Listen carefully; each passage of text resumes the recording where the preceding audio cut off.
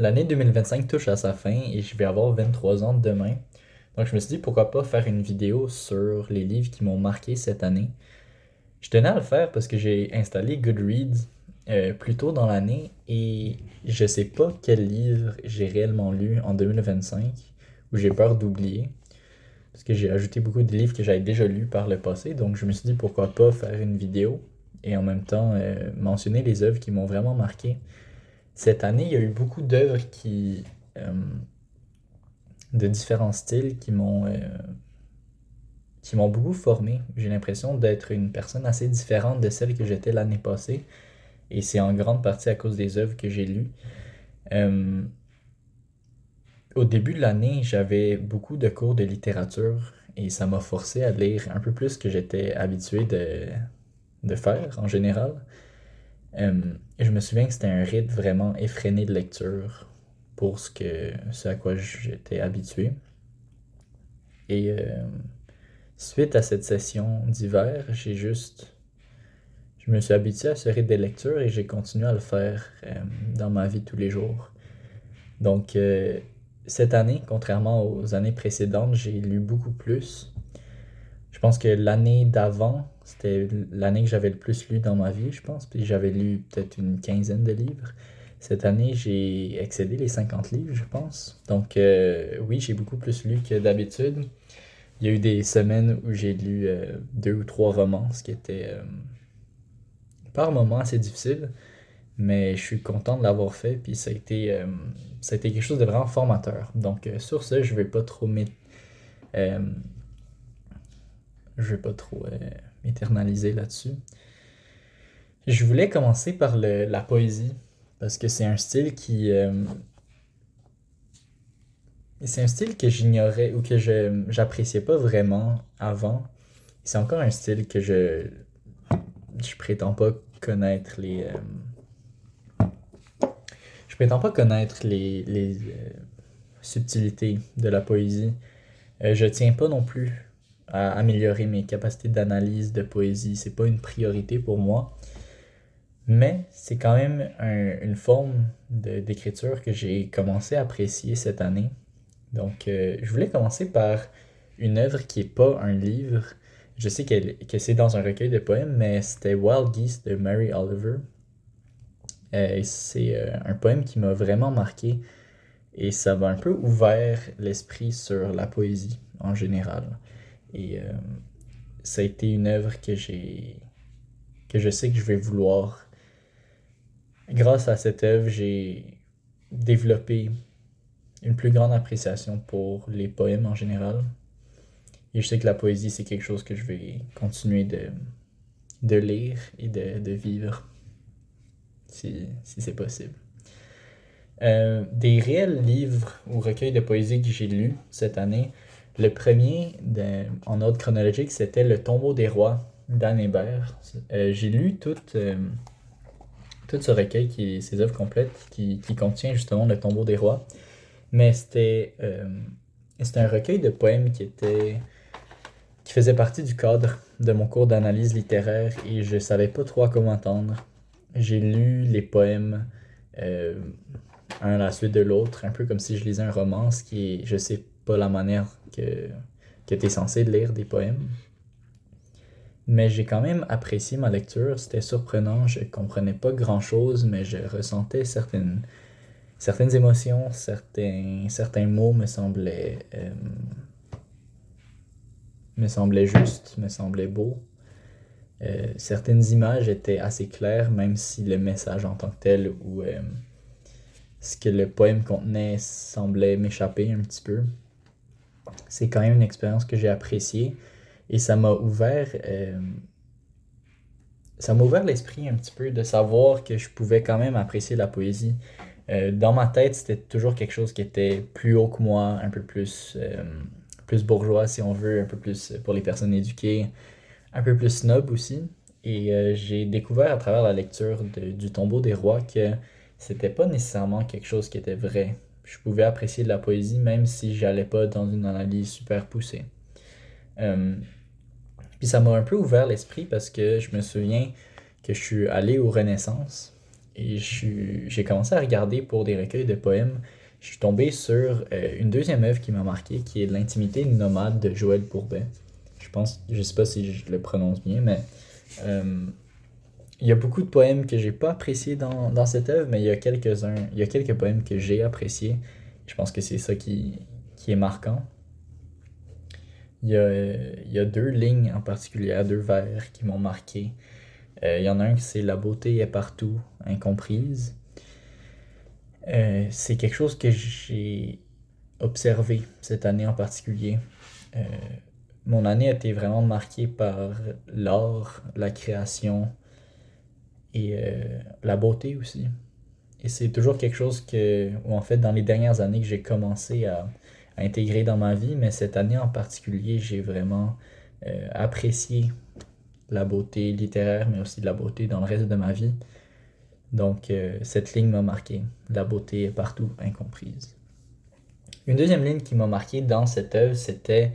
euh, Ça se peut que je me trompe dans les mots, mais il me semble que c'est une seule empreinte suffirait pour repeupler le désert. Et c'est une ligne qui m'a vraiment marqué et que j'ai vu des échos de cette ligne dans différentes œuvres. Le fait d'espérer de voir une trace humaine quelque part dans un lieu où tu te sens isolé. C'est une idée qui m'est revenue, mais euh, c'était la manière la plus poétique et la plus belle que j'ai vu cette idée passer à travers les différentes lectures que j'ai faites cette année. Donc, c'est deux lignes qui me sont restées en tête un peu naturellement, simplement parce que j'ai trouvé qu'elle était marquante. Il y a d'autres poèmes que j'ai notés, mais je les ai pas en tête, donc je vais pas nécessairement les citer. J'ai parlé de mon cours d'analyse littéraire, j'ai fait beaucoup de lectures de styles différents, des choses auxquelles je m'attendais pas, beaucoup d'œuvres que je pensais pas apprécier. Parmi ces œuvres-là, les pièces de théâtre, c'est toujours été quelque chose que je me disais, je vois pas le point. Euh, et j'en ai lu deux ou trois, si je me trompe pas, cette année, dont certaines de Molière que j'ai pas aimées. Mais il y a une pièce de théâtre que j'ai appréciée et c'est En attendant Godot de Samuel Beckett. J'ai fait un travail, une dissertation sur ce livre que j'étais très déçu de la qualité de ce que j'ai remis parce que j'étais mort mentalement. Mais j'ai vraiment aimé ma lecture puis penser aux idées qu'il y avait dans le livre. Et je pense que ça a été quelque chose de très formateur cette année. C'est une pièce de théâtre absurde. Je m'attendais pas à apprécier autant la pièce que, que je l'ai appréciée, autant que je l'ai appréciée, mais je me souviens après la lecture, j'avais trouvé ça amusant par moments, intriguant, et j'étais un peu mélangé. Mais durant notre cours d'analyse de discussion, en discutant en groupe, j'ai eu tellement d'idées que j'ai trouvé assez riches par rapport à cette œuvre. Et j'ai trouvé que ça m'a vraiment ça m'a formé, puis en même temps, ça a ouvert mes horizons sur différents styles, sur les pièces de théâtre, mais aussi sur l'absurde. Euh, donc, c'est une œuvre euh, qui m'a marqué cette année. Et c'était la première œuvre que j'ai présentée qui était un 5 étoiles. Autre que peut-être Wild Geese de Mary Oliver, qui est maintenant, je pense, mon poème préféré. Donc, ce serait mon premier 5 étoiles dans la liste. Les autres, je dirais que c'était des 3.5, 4 étoiles. Bref, j'ai pas fait la vidéo pour quantifier mes lectures, mais je pense que En attendant Godot, ça a été une lecture vraiment marquante cette année. Ensuite, dans la catégorie de fiction, j'ai noté les livres pour pas en oublier. Dans la catégorie fiction, The Handmaid's Tale, j'ai lu, j'ai beaucoup apprécié. Euh, Encore une fois, c'était dans un de mes cours, c'était dans mon cours de paralittérature. Et évidemment, ils ont fait une série et tout là-dessus. Pour une bonne raison, parce que c'est assez riche en idées. Et c'est quand même sujet d'actualité, si on veut. J'ai fait un travail, une dissertation là-dessus. J'aurais aimé remettre quelque chose de meilleure qualité encore une fois, mais j'étais absolument décalissé à la fin de ma session. Donc j'ai remis un travail médiocre, mais encore une fois, j'ai vraiment adoré penser aux idées que je voulais aborder. Euh, J'étais vraiment déçu de moi des travaux que j'ai remis, mais j'ai quand même des bonnes notes, mais personnellement, je me souviens avoir fait la relecture de mes textes puis d'être comme pourquoi je remets ça. Bref, Handmaid's Tale, c'est une lecture que j'ai vraiment aimé faire, qui était, euh, qui était choquante par moments, lourde par moments, mais c'est exactement ça qui est important dans ce genre d'œuvre. Dans les dystopies, c'est des idées percutantes, mais qui sont aussi importantes à envisager. Donc, Handmaid's Tale, j'ai beaucoup aimé. La deuxième œuvre 5 étoiles de l'année, ça serait The Bluest Eyes, ou The Bluest Eye plutôt, de Toni Morrison. Toni Morrison, c'est une auteure que j'avais pas tant lu dans les années précédentes, mais j'avais vu l'année passée beaucoup de vidéos, d'entrevues d'elle qui parlaient de l'écriture, qui parlaient de l'importance de la littérature. Et j'ai trouvé The Bluest Eye dans un Renaissance, proche de chez mes parents, après avoir déménagé. Et ça m'a vraiment marqué. Euh, je l'ai un peu trouvé par chance.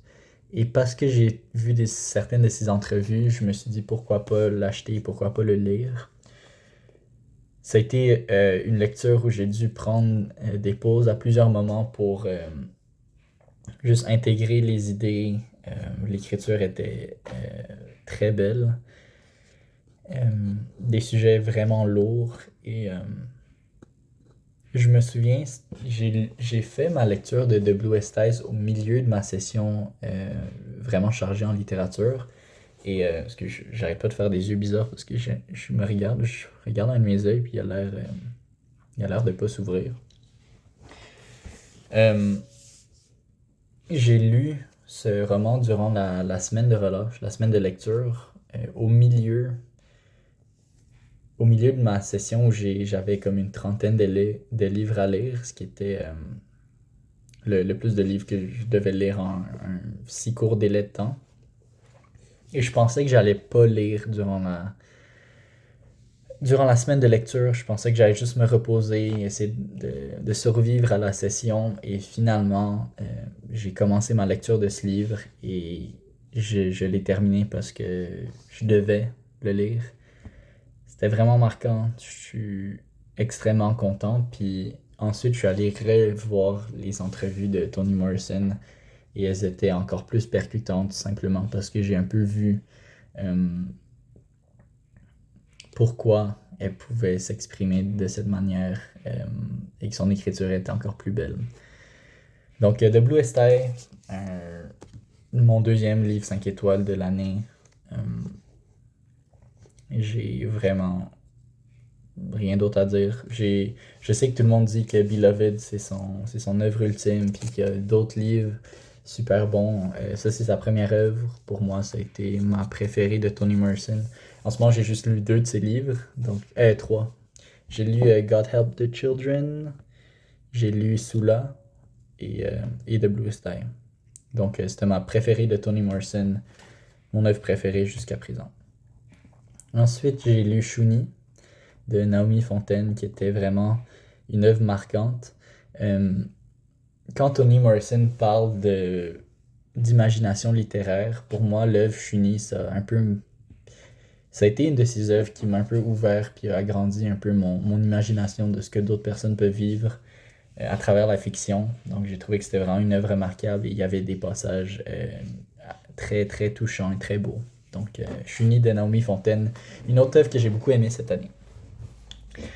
Sinon, en fiction, puis cette fois-ci un peu en fantasy, ce qui est un thème ou un genre que je lis que je lis pas souvent en fait. Mais j'ai vraiment adoré Babel. J'ai eu quelques petits problèmes au niveau littéraire, puis au niveau de l'écriture des personnages et tout, mais je pense que c'est venu après quand j'ai commencé à me poser des questions d'analyse un petit peu plus sur le livre.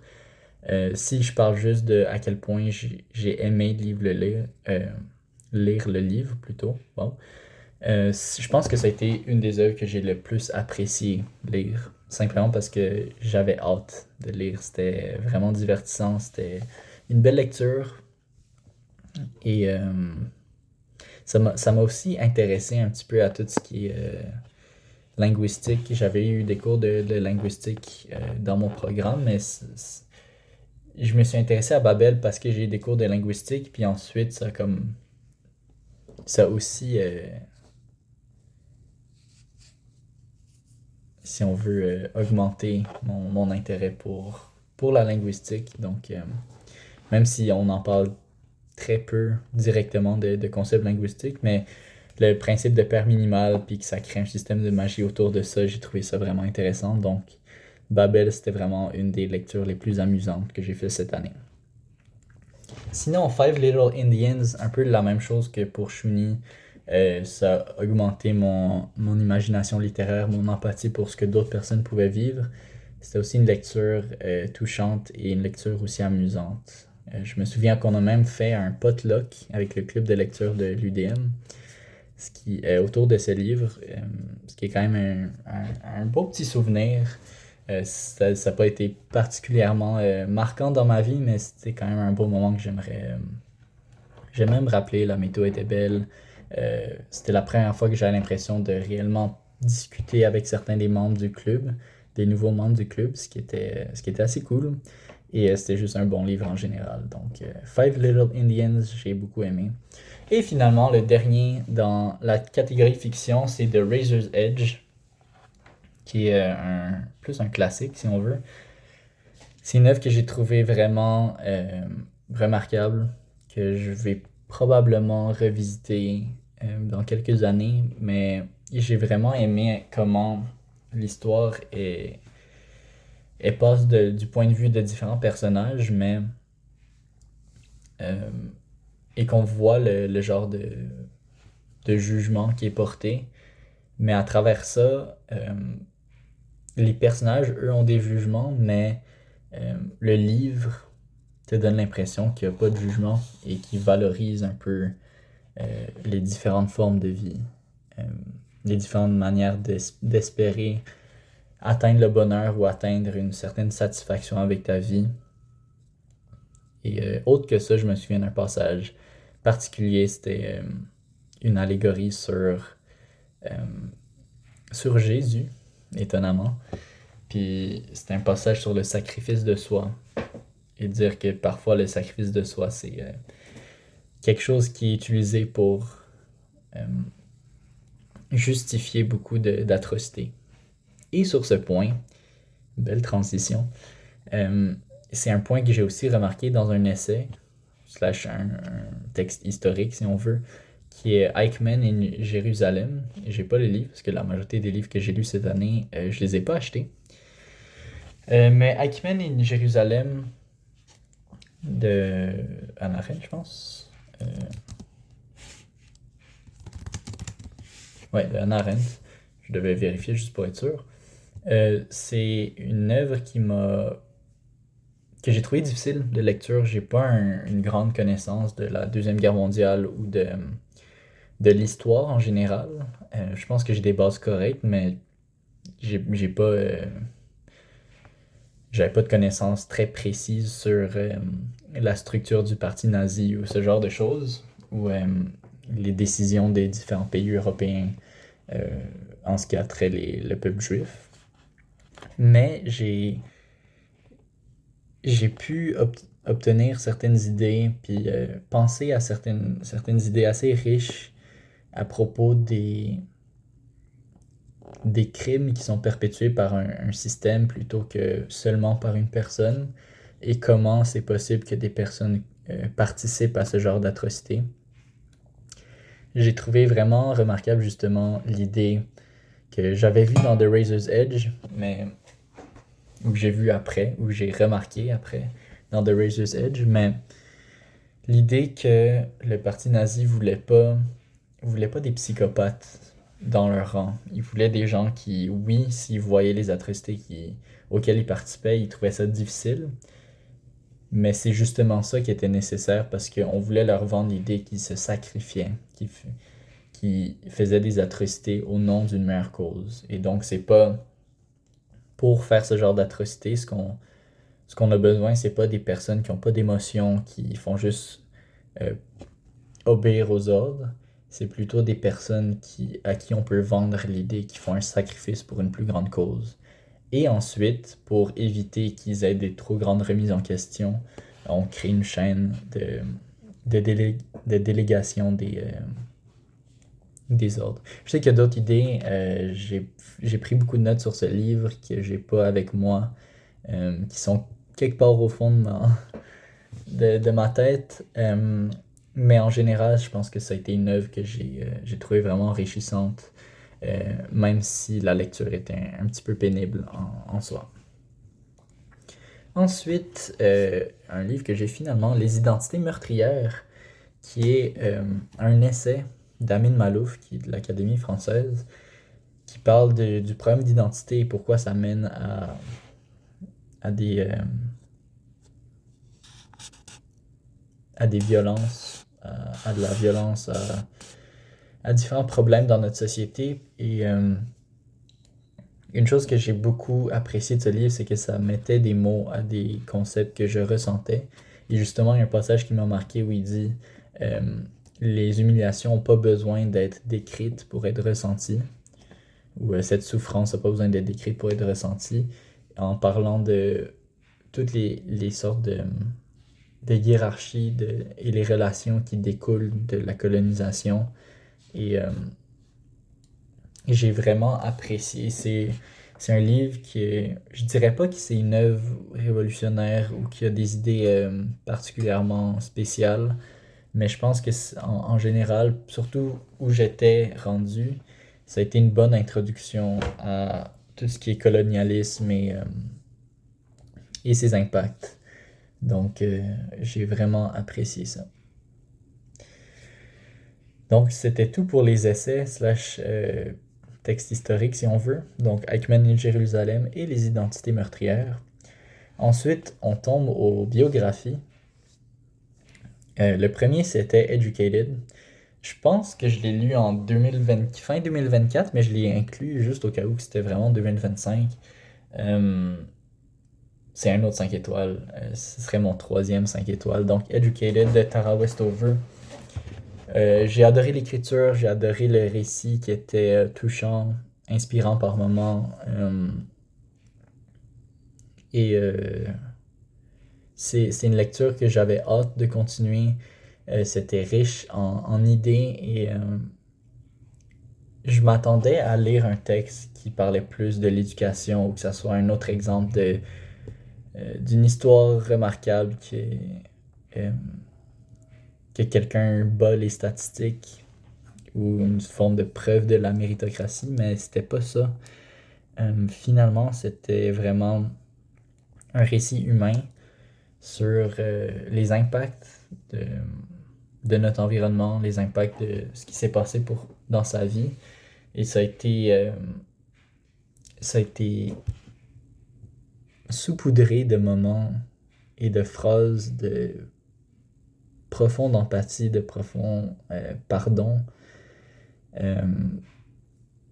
et juste de beaucoup de beauté dans ce livre, chose auxquelles je m'attendais pas. Donc j'ai vraiment adoré Educated, qui serait ma troisième œuvre à 5 étoiles de l'année. Ensuite, il y a All God's Children Need Traveling Shoes, où je pense que j'ai aussi la version française quelque part ici. Et un billet d'avion pour l'Afrique, qui est le passage de Maya Angelou en Afrique, particulièrement au Ghana. Suite à ma lecture de ça, j'ai aussi lu sa première autobiographie qui est Je sais pourquoi chante l'oiseau en cage, qui est probablement son œuvre la plus connue, ça et ses poèmes. Donc j'ai lu certains de ses poèmes, j'ai lu un recueil de ses poèmes, j'ai lu sa première autobiographie, et j'ai lu d'autres de ses œuvres, mais All God's Children Need Traveling Shoes, c'était la première œuvre que j'ai lue, qui est sa cinquième autobiographie sur 7. C'est celle que j'ai préférée, même si j'ai beaucoup aimé Je sais pourquoi chante l'oiseau en cage. Mais j'ai vraiment adoré ce livre, surtout parce que ça m'a permis de comprendre un peu mieux le mouvement pour les droits civiques et de, de mieux comprendre mon propre chemin avec mon identité culturelle et le genre d'acceptation de soi qu'elle elle cherchait et qui m'a permis de aussi un peu mieux comprendre mon propre parcours avec mon identité. J'ai trouvé cette œuvre vraiment remarquable. Je sais qu'il se passe pas grand-chose dans le livre. Je sais que c'est pas pour tout le monde, mais c'est une des œuvres qui est tombée dans mes mains au bon moment. Je l'ai trouvée au Renaissance encore une fois, donc c'est une belle coïncidence.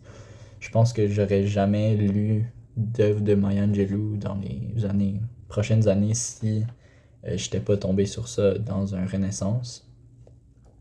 Et donc, ça me fait beaucoup penser au pouvoir de simplement mentionner, tu sais, un rôle en tant qu'enseignant, qu'on dit toujours, c'est d'être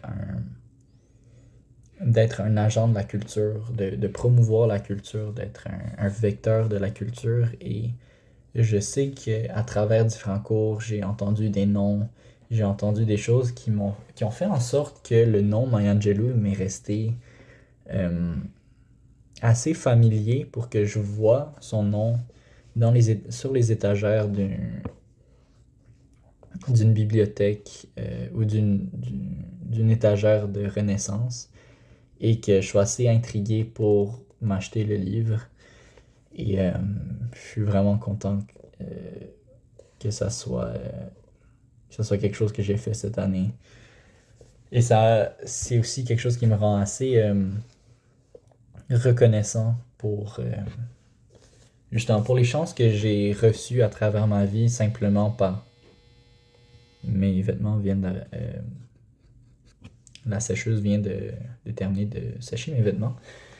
Mais je disais que j'étais vraiment reconnaissant pour les opportunités qui m'ont été données de culture, justement, pour que ce nom ressorte parmi des milliers d'autres et que je choisisse de lire ce livre.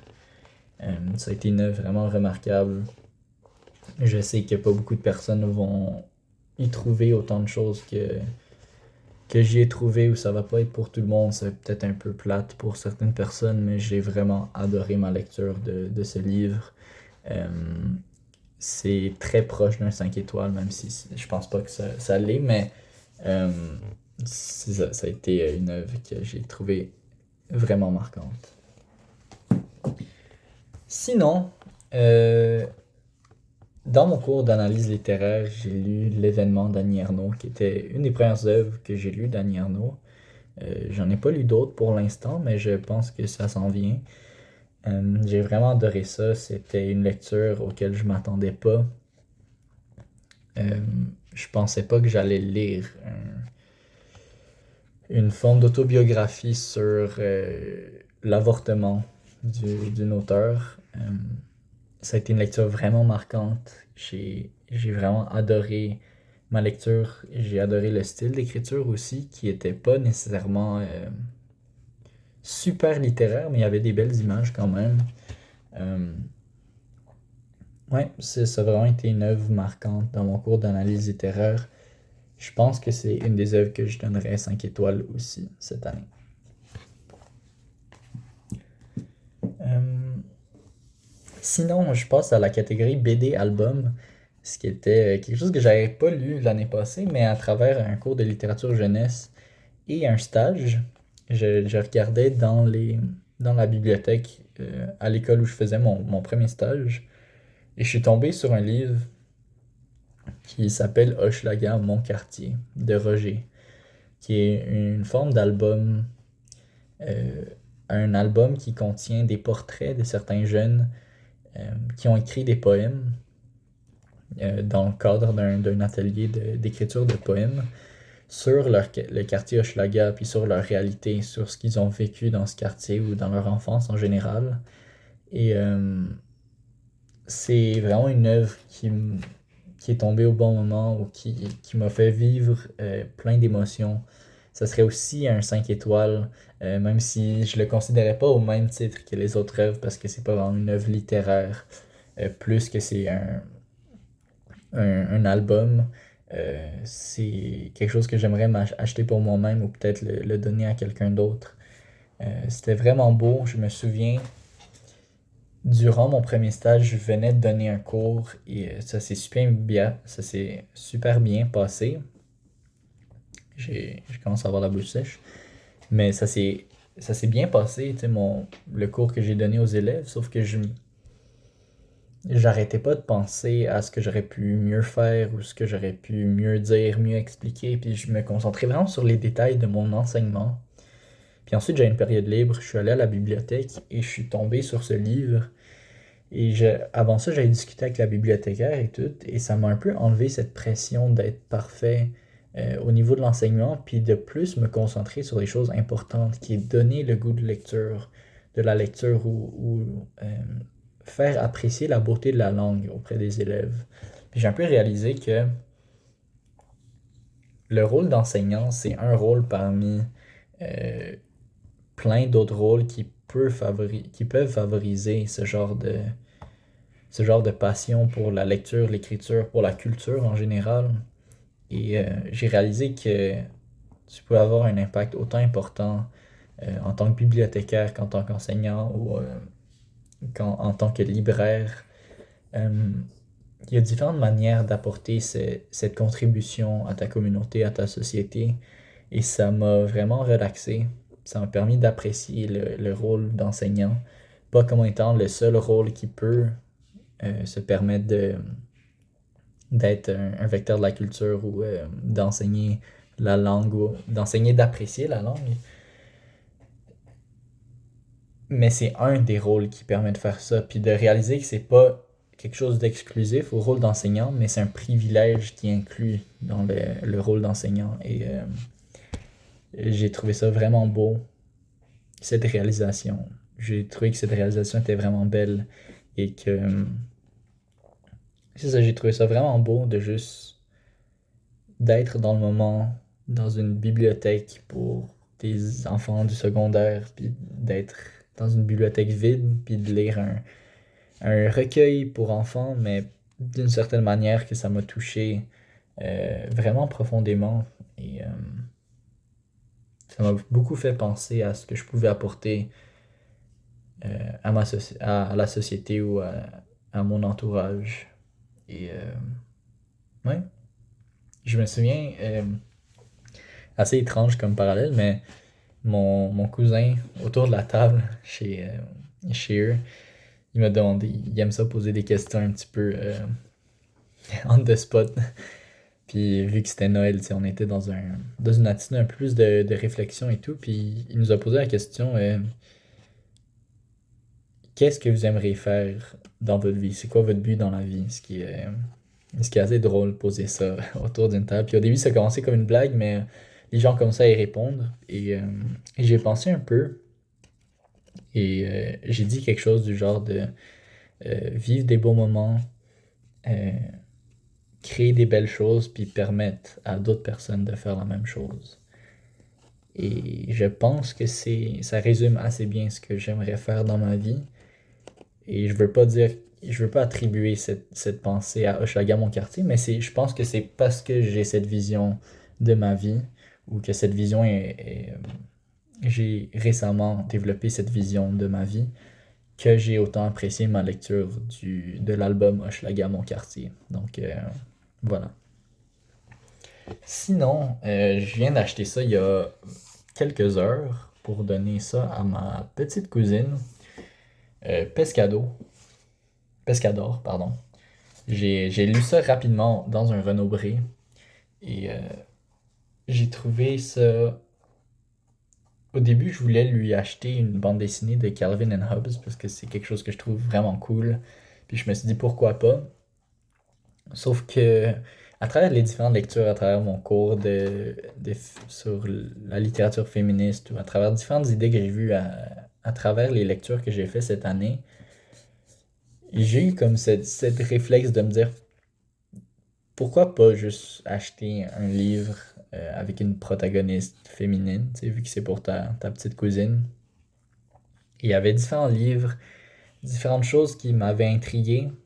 Et ce livre, j'ai hésité à lui acheter parce que ça parle d'une fille qui va voir un monsieur un peu étrange qui finalement apporte beaucoup de beauté à la ville.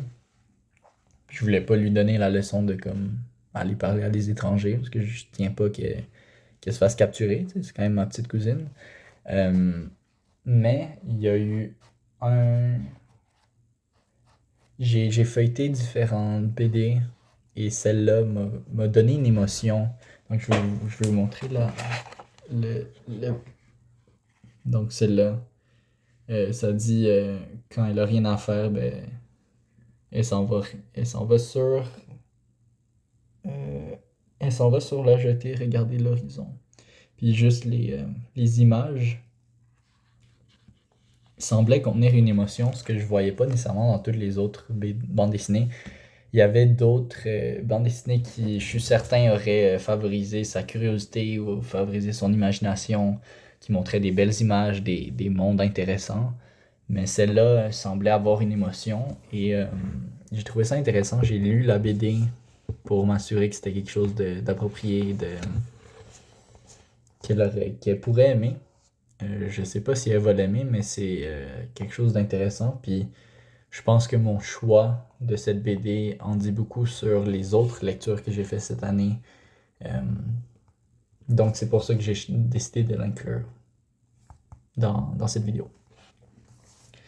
Sinon, il y a deux livres que j'ai relus cette année et qui... Oups! J'ai échappé un petit signet Renaud Bré. Il y a deux lectures que j'ai faites cette année, que j'ai re...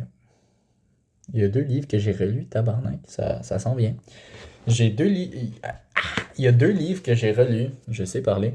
Il y a deux livres que j'ai relus cette année euh, dans lesquels j'ai découvert des nouvelles idées, des nouvelles choses.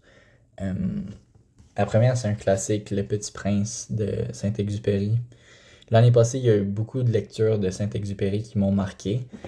Euh, Cette année, dans le cadre d'une rencontre pour le club de lecture du mois de décembre, on a lu Le Petit Prince. J'étais encore en fin de session, j'étais brûlé, mais il y a une nouvelle idée, une nouvelle image qui m'avait pas paru importante par le passé, mais cette fois-ci m'avait vraiment marqué et euh, c'était celle des allumeurs de réverbères. Je pense que c'est réverbère le mot. Euh, et il disait que quand on voyait la planète, c'était comme une pièce de théâtre où toutes les allumeurs, quand il n'y avait pas d'électricité, là, tous les allumeurs entraient en scène ou allumaient leur lampe au bon moment sans que personne ait à leur dire quelque chose. Puis ça m'a vraiment marqué. Pour moi, c'était une belle image qu'on partage une certaine humanité et que malgré les distinctions un peu arbitraires de pays, tout ça, de culture, on partage une certaine humanité.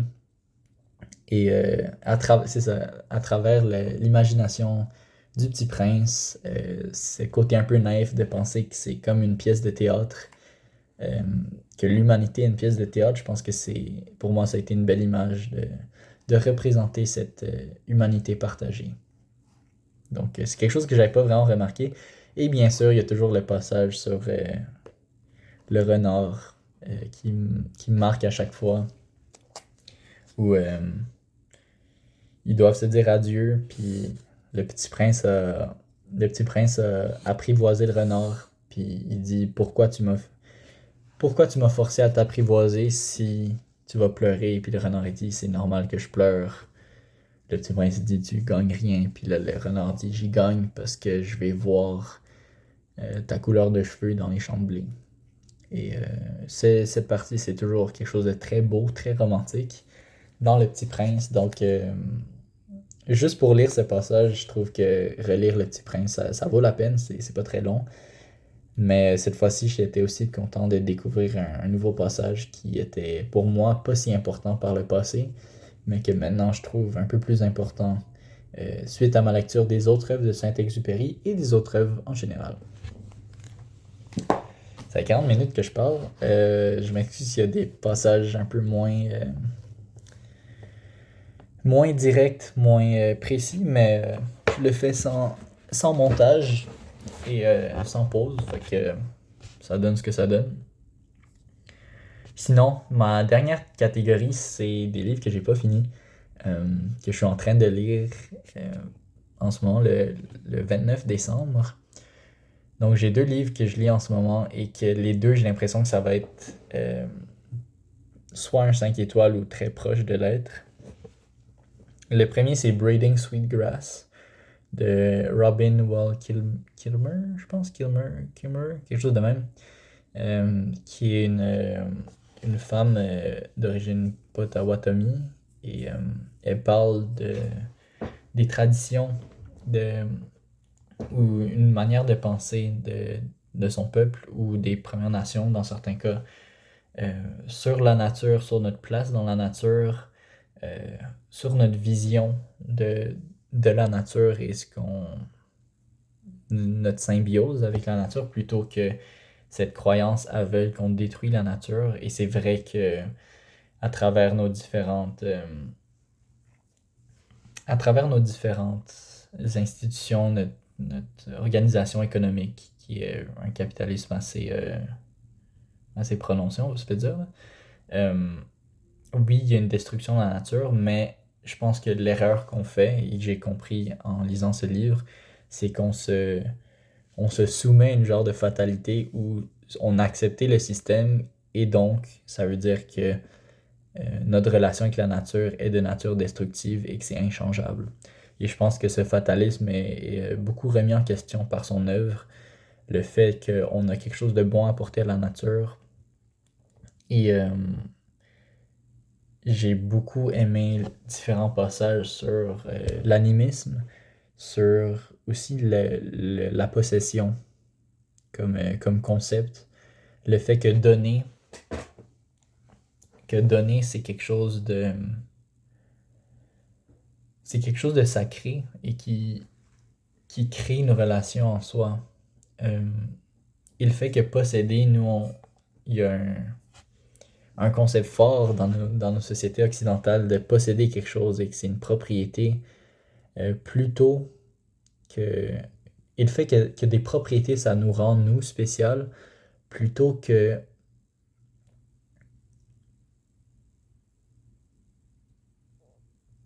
Je pense que le fait d'aimer quelque chose, de se soucier de quelque chose, comme la nature par exemple, j'aimerais incorporer un peu plus un sentiment d'aimer les choses ou une vision de l'amour qui n'est pas directement relié à la possession.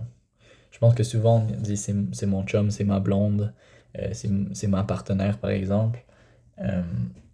On est beaucoup dans la possession et ce qui est beau dans l'amour, c'est pas la possession au niveau d'avoir quelque chose qui t'appartient, mais plus de dévotion, de se dévouer à quelqu'un, de se donner à quelqu'un, de donner à quelqu'un ou se donner pour quelqu'un.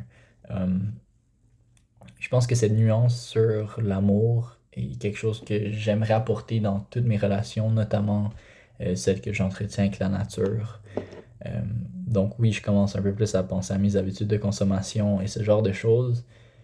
Mais en général, je commence à penser un peu plus à ce que je peux donner aux autres ou à ma communauté. Ce que je peux faire pour mon pays et non ce que mon pays peut faire pour moi. Pas pour refaire le speech de Kennedy, mais je pense que c'est Kennedy. Bref, ce genre d'attitude que je peux apporter quelque chose et que la possession, pour moi, elle est un peu moins ancrée dans le fait que posséder améliore ma valeur en tant que personne, mais que posséder, c'est choisir d'endosser des responsabilités envers un objet ou envers une certaine communauté. Pour moi, ça, c'est plus important. Donc, Braiding Sweetgrass, j'ai pas terminé ma lecture, mais jusqu'à présent, Ça a vraiment changé la manière que je pense ou que je concevoir mon entourage, mon monde. Donc j'ai l'impression que ça va être, à la fin de ma lecture, une des œuvres qui m'a le plus marqué cette année. Finalement, un cadeau que j'ai reçu il y a quelques jours, que j'avais déjà commencé à lire l'année passée, que j'avais arrêté ma lecture parce que j'avais perdu ma Kindle. Mais cette fois-ci, je l'ai reçu en cadeau de ma cousine en format papier. Et c'est On Earth We're Briefly Gorgeous de Ocean Vuong. Et c'est vraiment une lecture bouleversante, vraiment touchante. J'ai lu les 40 premières pages jusqu'à présent et j'ai pleuré quelques fois déjà. Et c'était pas ma première lecture de ces 40 pages, donc c'est vraiment quelque chose, c'est vraiment un livre qui est très imagé. J'adore le style d'écriture, même si je sais que c'est pas pour tout le monde, mais c'est drôle parce que dans mes cours de grammaire, on parle beaucoup de la phrase de base, le fait qu'on a besoin d'un prédicat ou d'un groupe du verbe qui occupe la fonction prédicat pour avoir une phrase complète, mais la plupart, ou en fait pas la plupart, mais il y a beaucoup de phrases dans son œuvre qui sont simplement un sort de groupe du nom très descriptif pour évoquer une image. Et j'ai trouvé ça, ou je trouve ça assez beau dans son contexte parce que ça me montre que oui, c'est un poète. Oui, il écrit cette fois-ci un roman épistolaire, mais ça reste, ça reste un style d'écriture très affecté par la poésie, même si c'est écrit en prose. Donc, juste au niveau personnel, c'est vraiment effrayant et touchant et je me sens vu un petit peu en lisant des expériences qui ressemblent vraiment à celles que j'ai vécues dans mon enfance. Des fois, des souvenirs que j'avais oubliés ou que j'essayais d'oublier ou que par la force des choses étaient minimisés. J'ai pu revivre certaines de ces expériences et maintenant, je pense que j'ai une distance assez saine pour revivre un peu ces expériences. Et oui, parfois c'est légèrement douloureux. Euh, J'essaie de pas pleurer sur le livre pour le garder en bonne condition, mais euh, c'est un très beau livre et j'ai l'impression que ça va être une des œuvres qui va le plus me marquer. Euh, donc je le considère 2025, même si je vais le finir définitivement en 2026, début 2026. Je vais peut-être en parler un peu plus une fois que je vais l'avoir terminé, mais jusqu'à présent, c'est quand même une œuvre qui m'a déjà marqué en 40 pages, plus que beaucoup d'autres œuvres que j'ai lues cette année. Donc, je tenais à l'inclure dans cette vidéo. Donc, pour finir, c'était Braiding Sweetgrass et On Earth We're Briefly Gorgeous, deux livres que j'ai pas terminés, mais qui m'ont déjà beaucoup formé, qui m'ont déjà beaucoup, apporté. Donc, c'était pas mal ça, les livres que je voulais mentionner cette année. J'ai lu beaucoup. C'est l'année que j'ai lu le plus, de manière la plus diverse et aussi de la manière la plus abondante. J'ai lu beaucoup plus que je pensais que j'allais lire au début de l'année. Et ça a touché plein de différents styles, choses que j'ai trouvé vraiment intéressantes. Donc, oui, maintenant je vais pouvoir me référer à cette vidéo, même si c'est 50 minutes, je sais pas à quel point je vais la réécouter. Mais j'ai l'impression que juste en ayant parlé de certains des livres, je me souviens un peu plus de ce qui a été important pour moi cette année. J'ai trouvé que c'est une bonne récapitulation autre que parler de ma vie. Donc, ouais, à travers ces livres, j'ai beaucoup appris, j'ai beaucoup grandi comme personne. J'ai hâte de voir ce qui va se passer en 2026. Et demain, je vais avoir 23 ans, ce qui est un peu effrayant. Je me sens encore stupide. Euh, Ça se peut que je continue à me sentir stupide. Euh, J'espère qu'à travers mes lectures, ça va être un peu moins le cas. On verra ce que la vie m'apporte, mais ouais, en pensant à ces livres et je suis en train de revivre certaines expériences que j'ai vécues cette année à travers certaines lignes que j'ai lues dans ses livres et je commence à revivre beaucoup d'émotions et à me sentir vraiment reconnaissant de cette année. Je sais que par moments c'était très solitaire. Je me suis senti vraiment seul cette année. Je me suis senti par moments comme une merde, comme un échec un petit peu, mais je suis content d'avoir fait cette vidéo parce que ça me rappelle aussi que j'ai beaucoup grandi comme personne et que ces petites souffrances temporaires, c'est